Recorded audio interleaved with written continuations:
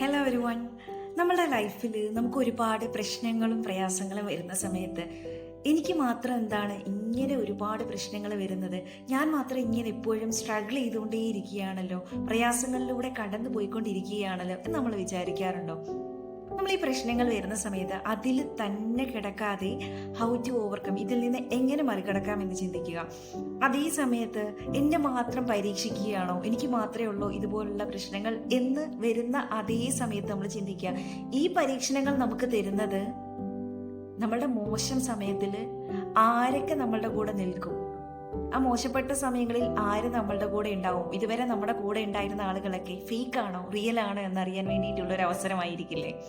അപ്പോൾ അങ്ങനെ അതുപോലുള്ള എന്തുണ്ട് അതിലുള്ള പോസിറ്റീവായ കാര്യം, എന്ത് എക്സ്പീരിയൻസ് ആണ് ഇന്ന ഒരു മോശം കാര്യം സംഭവിച്ച സമയത്ത് ഇതിൽ നിന്ന് എന്ത് പോസിറ്റീവായിട്ടുള്ള കാര്യങ്ങൾ നിങ്ങൾക്ക് പഠിക്കാനുണ്ട് എന്ന് നോക്കൂ. Keep smiling. Thank you.